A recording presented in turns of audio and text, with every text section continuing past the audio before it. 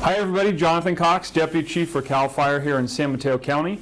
I just want to welcome you to the 2021 fire season outlook, looking at kind of statewide and local fire season forecasts and the outlook locally. This is not in person again. Hopefully next year we can do this in person, but we'll get started with just a quick overview, kind of what's going on across the state. Everyone knows we've been without a lot of rain this year. The actual precipitation rainfall since October is about 50% below where we normally are across much of California, and that includes here locally in San Mateo and Santa Cruz counties. As we've seen, we've had sleepers or dormant fires in the CZU burn complex for almost 9 months now. That wasn't helped by the fact that we didn't get much rain in the burn scar area. A couple of things that I find really interesting that I thought I'd pass along is just looking at some indicators that we don't tend to look at when we look at fire activity. The first one that Predictive Services models for us in northern region is the soil moisture across northern part of California. There's two graphs here, basically a 5 centimeter graph, which is 5 centimeters below the soil, and then down to 100 centimeters, which is a much deeper measure of the moisture in the soils. If you look at the 5 centimeter kind of short-term soil moistures across California right now, they are pretty low. They're fairly indicative of the fact that we have not gotten much rain across the state this winter. Although there were some late rains, kind of 2 big storms across northern California this spring, we kind of see that overall our soil moisture at the low levels is low. Maybe more concerning though, and a better indicator, is our 0 to 100 centimeter depth for soil moisture that really shows the long-term trend in the drying of the soils in California right now. And if there's anything you take away from this presentation, it's kind of the thematic piece of how dry we are over the long-term period at the moment. The first place to kind of start looking at that is just how dry the soil itself is. So kind of first thing to take away is really just the soils are themselves dry across the state, both at the kind of low levels and much deeper as well. With that, we always talk about kind of our indicators, and one of the things we like to look at is our 1,000-hour fuel moistures. And remember, 1,000-hour fuels are those of timbers that we see in much of the Bay Area on the peninsula specifically. If we look at the graph when you're looking at the average fuel moistures across Northern California, you'll see that the current is the blue line, the minimum is the red line, and we're trending extremely low on our fuel moistures across the board in California right now. Over the entire region, we're hitting records that we would usually hit later in the spring. Usually in July is what we'd be seeing, and we're seeing it this early on, late May, early June. Some of these areas are going to go into record territory. There's no doubt about that. For you as a chief officer and someone going out on strike teams, it just means that you're going to see pretty high energy release components. You're going to see burn indexes that are very scary and off the charts. And it means that our fire behavior and the way that our fires actually respond to an ignition source is going to be much different than we've seen over the past 5 years. As far as the dry live fuel moistures, this is again the moisture that's in the fuels themselves. If we take an example of Northern California and the foothills at the moment, this is an example of the dry brush in the Sierra foothills. And it really shows the fuel moisture so far, again in blue, again at the low levels. We're seeing historically low levels of fuel moisture even in the Sierras at this point. We probably peaked earlier than we would have in the past, and there was no secondary peak that you see sometimes when those spring storms come through. So all indications is that we're trending downward. There was no early peak, and that this just reinforces the fact that our fuels are dry as well as our soil across the state. Here locally, we have 2 locations that we look for the live fuel moistures. One of those locations is Pulgas, which is down kind of on the bay side, the 280 corridor area. In that area, we look at the coyote brush. If we look at what our fuel moistures are at the moment, we are about that 150 percentile. That is trending at, again, the low values, no surprise there. That is the theme across the state right now. Remember, with live fuel moistures, it's a percentage of the weight of the actual vegetation. So you can get more moisture in there that makes it 300% more than the actual weight of the material. So it's not a 0 to 100 scale. It can sometimes go up to 300% plus. Kind of the critical levels is when we start to get down in here later in the year, when we get below 100, down between that 50 and 100 category. We tend to look at those drought conditions and really the responsiveness of those live fuels to burn. The second location that we have in the county is Highway 35 and Highway 92. Again, this is some coyote brush. Interesting to note that our last reading actually shows a small spike there. Number of reasons for that. It could just be the fogs coming in again a lot more often, so it's getting a lot of that kind of external moisture. It could also be the late season storms that came through and put a little bit of moisture in there as well. So we are getting that secondary spike, it looks like, here in this location, but all indicators are that we will get those low values here again shortly. One other thing we tend to look at is snowpack across California. I know this has been in the news a lot, the fact that we have 0%. That is not unusual for this time of year. It's always relative to the time of year. What it does show, though, is that none of the stations that are actually recording that snowpack are getting much readings right now. The more concerning number here is the fact that we had very low percentages when we should have had higher percentages this winter. We usually get the snow runoff melt by the end of May, early June in California. This is not unusual, but this is very problematic because of the fact that we had such little snow this year across much of the state.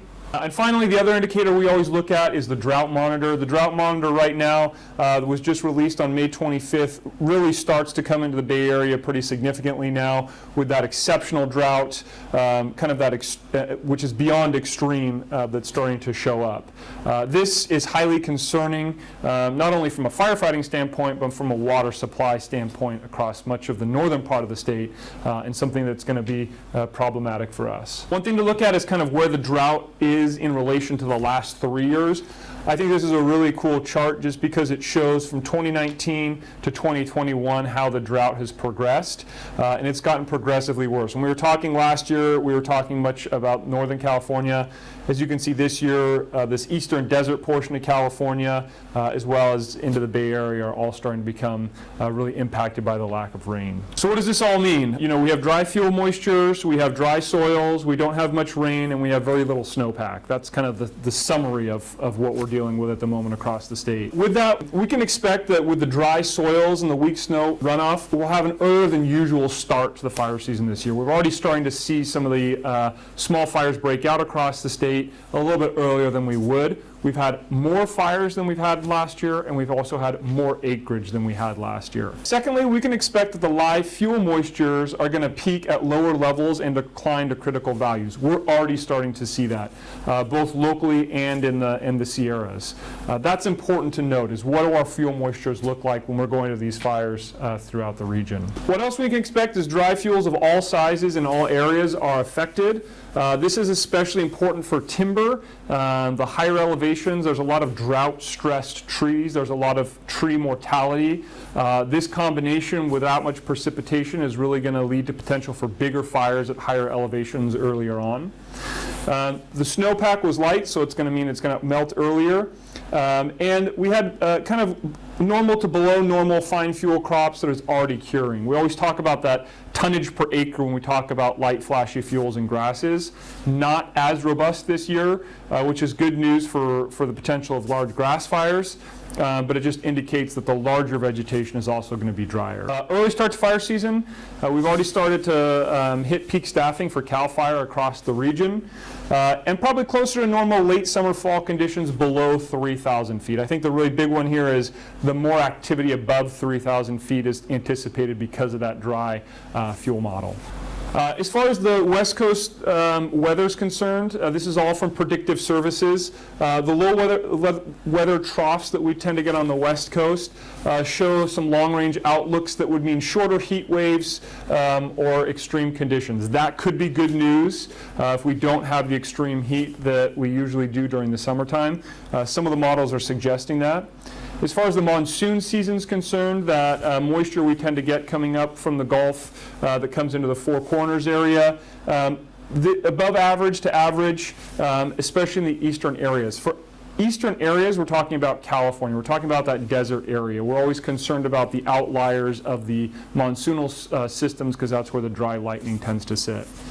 And the fire prediction spread models are trending about 3 months ahead of average at the moment, which just means we're going to see more larger fire activity earlier on in the season than we would later on this year.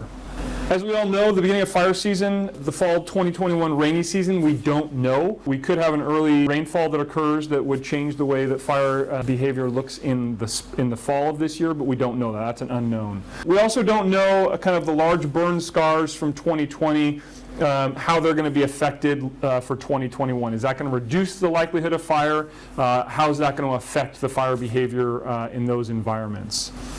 We also don't know much or have much ability to predict the offshore wind events in the fall. Remember, that is where our big, large, and destructive fires tend to occur, is in the fall months under those red flag offshore wind conditions. I will say, though, if and when we do get any of those this year, they are going to be highly dangerous because of the dry fuel moisture, especially the dry heavy fuels, and the fact that we just have not had much precipitation.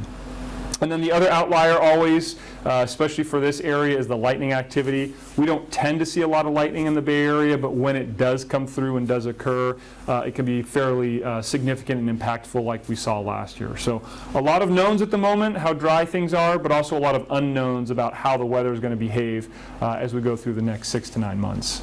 As we head into July, Predictive Services is really starting to look at that Sierra Crest, Northern California, all the way down the coastal parts of California. As we come into August, that holds fairly steady. Again, those are mainly the areas of California that have the heavier fuels, kind of the rim around the Central Valley there. And then the September outlook. Kind of as we move into those fall months that we see those large and destructive fires occurring year over year in California, we're seeing significant fire potential basically covering the entire northern operations area. So that includes the Bay Area, the peninsula. This is probably one of the more significant pieces of information for us to look at, is just what are things going to look like when we get to those critical months. And right now, what the fire potential looks like is above average for that entire region.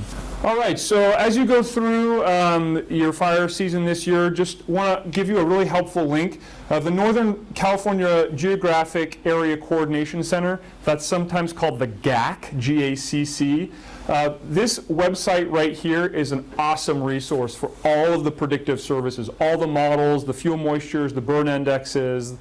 They do a daily weather forecast that talks about kind of a meta level what's going on regionally. If you're going out on a strike team or you have fire weather conditions in your area, really helpful just to hop on there, listen to the weather for the day, and see what the trends are. Locally, the other thing that we're really starting to encourage people to use is the alertwildfire.org system. This is completely open to the public and free. This is all the camera locations we currently have on the peninsula. CSM, Skyline College, we have some locations, Higgin Canyon, Tanitas, Kenyatta College, and Woodside. These are controlled by the command center, and they're just a great way to take a look at what the current conditions are if you're going to a fire or if you have fire weather conditions in your area. Another great thing to look at as chief officers right now is just the evacuation zone plan for San Mateo County. As you remember, the standardized evacuation zone project came into effect about 18 months ago. All agencies have access to this. If you need access, talk to myself or Matt Sampson or someone from OES, and we can get you on there to make sure you understand where the zones are in your community. This is a really important tool that we found in the CZU complex to get a lot of people out extremely quickly. There is also a public-facing site, community.zonehaven.com, that has the same information for the public to learn about where and how they can get out. As far as CAL FIRE itself, for us this year, we've already hit peak staffing. Our seasonal firefighters are in the academy right now. We will have all of our equipment online June 7th of this year. Locally, that includes 13 engines, 4 of which are here in San Mateo County. It includes 1 dozer. And also for this year, we have a 3Cs hand crew. This 3Cs hand crew is out of Watsonville. It's called the Monterey Bay crew. They have a CAL FIRE captain with them, and that's to really supplement the crew strength across California. One thing that you'll notice is across the state right now, we are down about 80 hand crews, and that's significant because those are obviously the crews that do a lot of that work where a dozer can't get. to cut hand line. CAL FIRE has 16 additional firefighter one-hand crews coming online. 3Cs has a number of crews coming online. You'll also see that there's CNG, California National Guard crews based in San Jose now, 2 crews. They may also be able to respond here into San Mateo County locally. But the traditional arrangement of the inmate hand crews that you've seen in the past is diminishing. It's going down. So you'll see these 3Cs, these CNG, and these firefighter one-hand crews more often locally. And we do have an augmentation of firefighters this year. As you've probably seen in the budget news, about 1,400 extra firefighters. That means about a third of our fire engines here in the unit will have staffing at 4 people per engine, as opposed to 3, which has been the norm in the past. As far as aircraft's concerned, the new Firehawks, we have 8 of them in service right now. 9th should be coming in before the end of the year. I believe that's 106 out of Santa Clara. That helicopter will be moving from Alma at Lexington Reservoir to Moffett Field. That process is getting started. And the copter now will have a 1,000 gallon tank capacity, up from about 300 gallons before. The Hueys that we currently run will be the reserve ships, so you will still see Hueys in the system. The maintenance is a little bit more intensive on these Firehawks, but the capabilities are a lot stronger as well.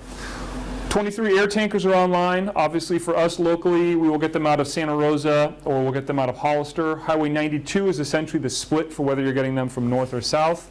And our C-130 program, the 7 large air tankers, the C-130 that we took possession of, those are still planned to come online in 2023. We won't see them this year.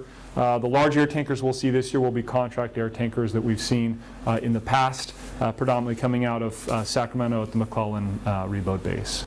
As far as what all of this means for you as a chief officer here locally when it comes to wildfires, when you're getting on scene of these fires, just understand that crews will be limited and plan accordingly. We don't have the luxury of having a lot of crews to put on a fire. When I say crews, I mean hand crews. So think differently when you get at scene if you really do need a lot of hand crews and a lot of hand crew strength. Secondly, understand where the fire is in San Mateo County. There's really 3 distinct areas that a fire can be locally. That can be in the LRA, which tends to be inside of a city limits.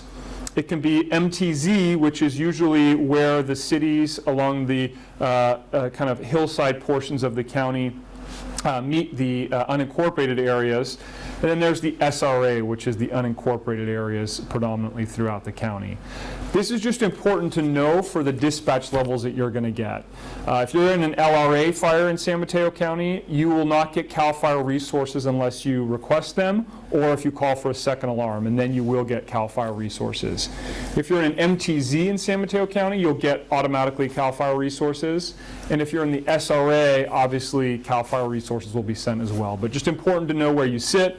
Those layers are available on tablet command. You can look at where you are. Is it an MTZ? Is it LRA? Is it SRA? I just suggest you familiarize yourself with that because it really comes down to whose jurisdiction is responding.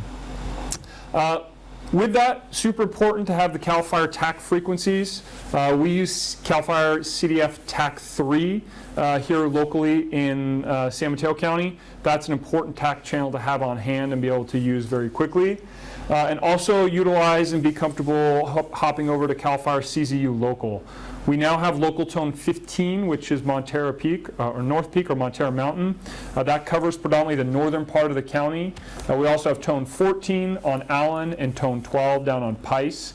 So lots of opportunities to hop onto local. If you'd like to update CAL FIRE or speak with the command center directly, please utilize utilize CZU Local and then the correct tone. A couple other things we noticed with these drying conditions and the fact that we have drought stressed trees is just to evacuate early. We are seeing more and more often across the state that calling for larger, more aggressive evacuations is becoming the trend and the norm because we have that reflex time from the moment we call for the evacuations to the time that people get out.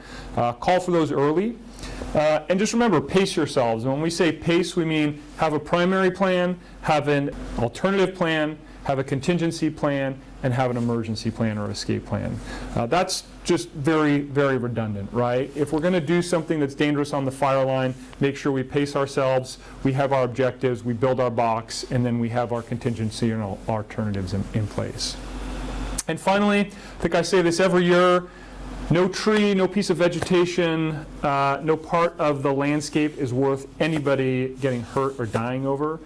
So when we're making our plans about attacking these wildland fires and how we're going to build our objectives and our boxes, keep that in mind. At the end of the day, getting people out of harm's way is the #1 priority. Second to that is getting some containment and actually extinguishing the fire. So with that, I know it's a somber note, but I want to make sure that we all keep that in mind as we look at some pretty historic conditions this year across San Mateo County. I really appreciate everyone for your assistance last year on the 2020 fires, and hopefully we'll see you out there again this year, either locally or somewhere across the strait.